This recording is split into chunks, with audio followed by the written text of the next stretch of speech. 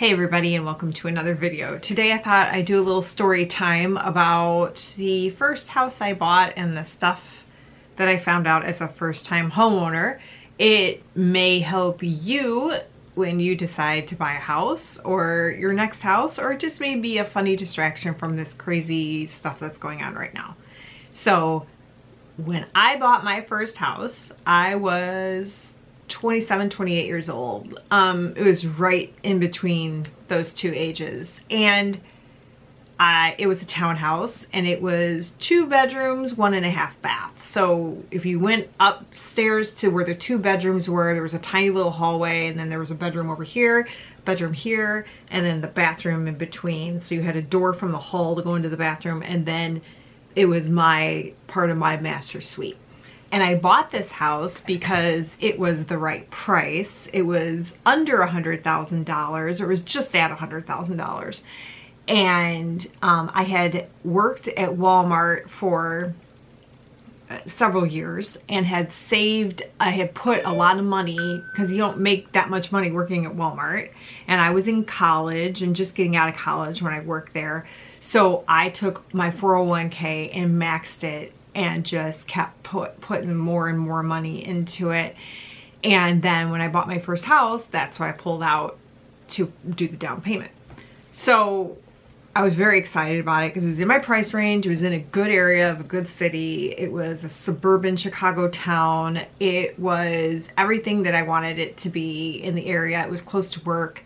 It was perfect. So I buy this house, and it had carpet in there that the people had replaced right before they listed the house, but it was really gross carpet. It was like, you know, like not even bad apartment carpet. It was like the type of carpet that you would see in like a 1980s cheesy hotel. It was like really thin, and you could just almost see holes where there weren't fibers for carpet. It was just the crappiest carpet they could get in order to list the house. So first thing I did was I decided to rip that carpet out and put it, at the time, everybody put in Berber. And I knew a little bit about carpet because of the job that I had at that time that I had transitioned into. So I put Berber in. And as the people were ripping the old carpet out, the old new carpet out, and sticking it outside, neighbor comes over. It was a young man neighbor. You know, I don't know how old he was. He was definitely older than high school, so probably like college age or older. Comes over, he goes, like, "What are you doing?" And I was like, you know, not, "Hi, I'm your next door neighbor," or anything. He was just like, "What are you doing?" And I'm like, "I'm replacing my carpet with Berber." And he's like, "They just replaced this carpet before they put the house up." And I was like, "Uh-huh." And I'm replacing it now. It was really weird. And that was the first time. And like, I would leave the house and he would sit there and just stare at me leaving the house. And then they would make comments about who was coming to our house. So I always grew up with a lot more male friends than I had female. Well, maybe not a lot more, but I had quite a few like guy friends, and I had quite a few girl friends. But I generally hung out more at that time with the guy friends because there was like no drama. There was no like, you know, they had time for me. They didn't have like major girlfriends or anything like that. And I, you know, had time to spend with them. So there was a few that would come over, and we would go and do stuff and watch movies and go concerts and things like that. And they would come over and visit me. And then I would get the, "What guy's coming over?" conversation, you know, like, "Who's coming over tonight?" Like, they thought I don't know if they thought I had a brothel going on or what was going on, but it was like the same 2 or 3 guys that would come over and leave. And then sometimes they would bring, if they had girlfriends, they would bring their girlfriends, or I would have my boyfriend with. So it was really weird that these people next door were asking all sorts of questions about who's coming over to my house. That was weird. And then on the other side, the neighbor always seemed to be like super nice, but they would like do a Wilson thing and peer over the fence and try to see like what was in my backyard. And they made comments about my dog. And one time I let my dog out, and then I had to run an errand or something, and my dog was outside when I left, and I wasn't gone incredibly long or anything like that, maybe an hour. But I had just gotten the dog, and the dog was always asking to be outside. And so I let him out, and then I ran my errand. And it was an enclosed, fenced-in area. And, you know, he always had water. He had a dog house. He was totally fine. It wasn't hot. It was just a nice day. And she was like, "You let your dog out?" I'm like, "Yeah." She's like, "He was trying to get in." And I was like, "Really?" And she was like, "Yeah, he was at the door trying to get in." And I'm like, "Oh, okay." And then I felt kind of bad, but then I was like, "Wait a minute, I was gone like 30 minutes." So that type of thing was happening. And then I started, like, when my friends would come over, like, their cars would start to get broken into. And this, again, was a good area right by, like, a good high school.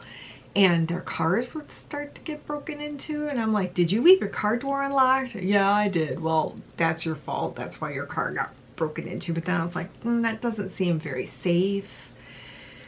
And then I had a event for one of my friends who was getting ready to get married, and one of the people came over and to do a performance for them.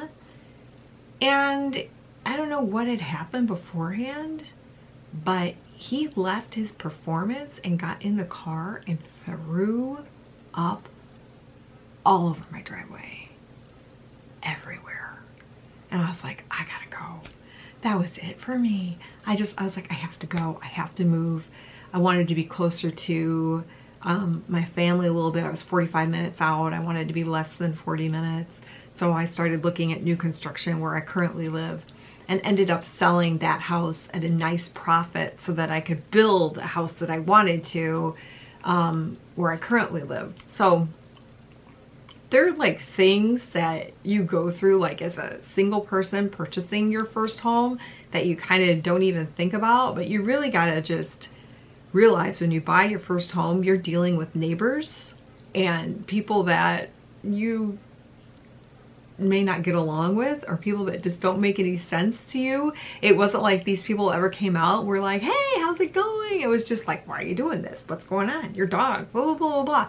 Oh, and then the other thing was, for some reason, like, I was getting citations from the HOA, the Homeowners Association.